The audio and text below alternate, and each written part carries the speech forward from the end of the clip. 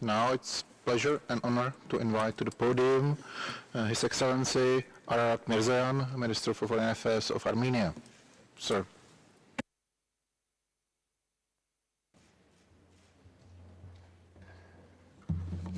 Mr. President, distinguished colleagues, ladies and gentlemen, Armenia congratulates the newly elected Bureau of the Human Rights Council under the presidency of His Excellency Václav Balek.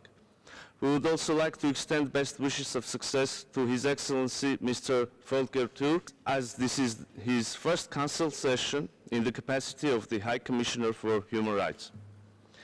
Armenia reiterates its unwavering commitment to the protection and promotion of human rights. This year again, Armenia received the highest rankings in the region by the World Press Freedom Index and the Democracy Index of the Economist Intelligence Unit. As a member of Human Rights Council, including at its bureau in 2022, Armenia strived to make a meaningful contribution to the international efforts to promote and protect human rights worldwide. I would like to particularly emphasize Armenia's contribution to international efforts on the prevention of genocide. We thank each and every state that supported the consensual adoption of the Human Rights Council resolution on the prevention of genocide put forward by Armenia in 2022.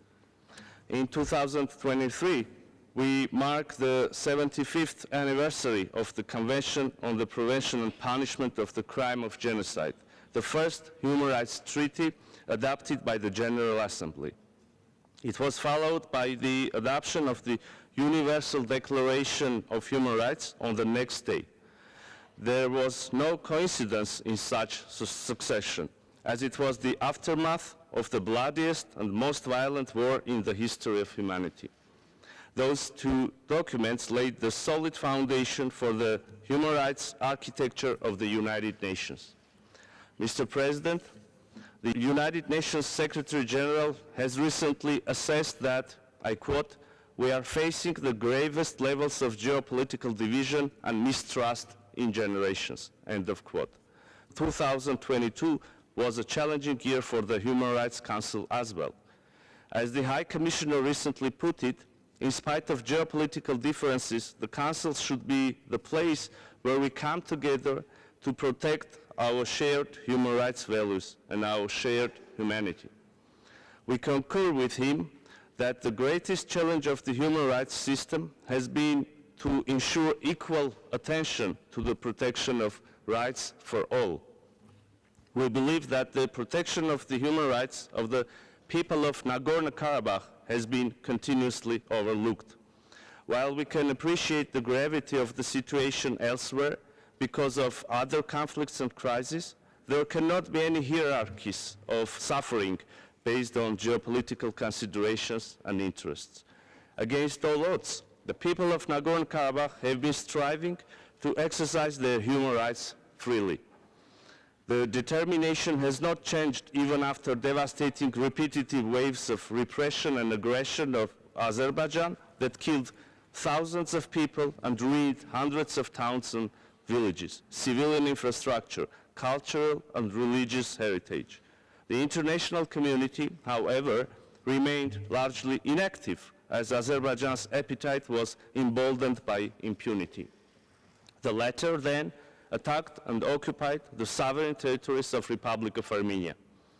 In the atmosphere of such total impunity, Azerbaijan continues to breach principles of the international human rights law and international humanitarian law.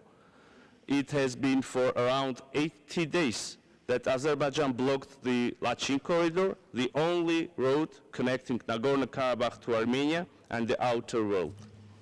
Azerbaijan has also disrupted the electricity and is regularly cutting the gas supply.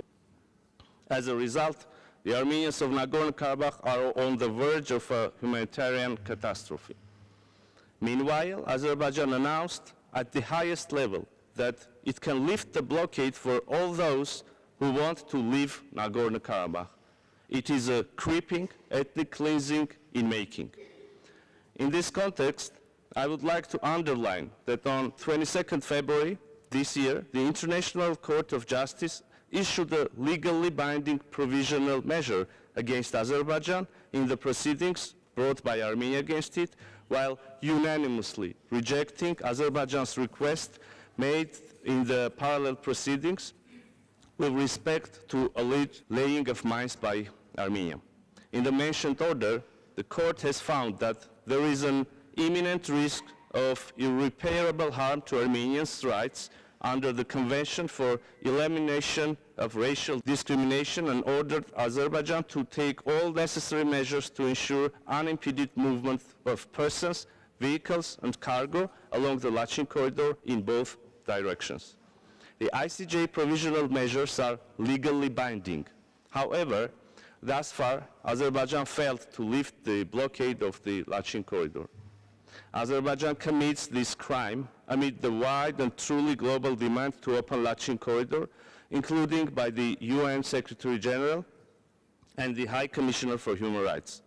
In the same manner, Azerbaijan has failed to investigate the extrajudicial executions, torture, mutilation and desecration of the bodies of dead Armenian soldiers, including women, as was specifically called upon by the UN Special Procedure mandate holders.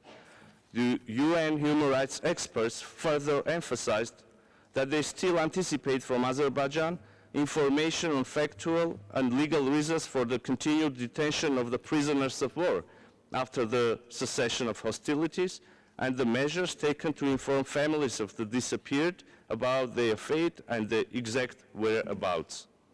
Let me conclude, Mr. President, by expressing Armenia's firm conviction that the deployment of the UN interagency mission to the Lachin Corridor and Nagorno-Karabakh is the bare minimum that the international community can do in these circumstances. The United Nations is bestowed with a universal mandate and should enjoy unconditional and unimpeded access to people in need. The United Nations human rights machinery should be utilized for saving lives, extending the necessary humanitarian assistance, and protecting the human rights of the people concerned. The world needs positive and successful cases of the application of international mechanisms, the ones that they were created and mandated for. The international system cannot afford to sustain yet another failure. And I thank you. I thank you, Mr. Minister. Now,